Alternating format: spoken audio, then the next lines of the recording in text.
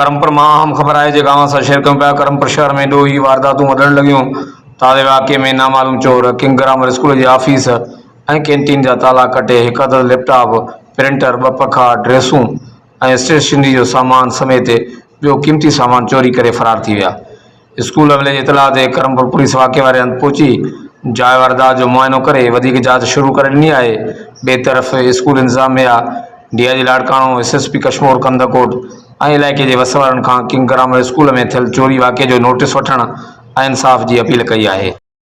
तव्हांखे मालूम आहे सिंध गवर्नमेंट जे हुकुम मुताबिक़ छंछरु स्कूल बंदि हूंदो आहे। राति स्कूल बंदि हुजण जे करे अॼु सुबुह पटेवाला स्कूल में आया। जे स्कूल जी सफ़ाई जे हिसाब सां स्कूल अचण खां पोइ हुननि ॾिठो त स्कूल में हिकु वारदात थियल हो। स्कूल जी ऑफिस जा ताला टोड़िया विया, कैंटीन जो ताला टोड़े करे स्कूल जी यूनिफॉर्म, बुक्स ऐं स्कूल जो लैपटॉप, प्रिंटर ऐं स्कूल जा पखा चोरी कया विया आहिनि। असां पंहिंजे आला अमलदारनि, एसपी साहब कश्मीर, डीआईजी लाड़काना ऐं हिन तक जे आवाम जे एमपी एमएलए साहब गुज़ारिश कयूं था पिया त असांजे स्कूल जी जेका चोरी थियल सामान वापसि करायो वञे ऐं असां सां इंसाफ़ कयो।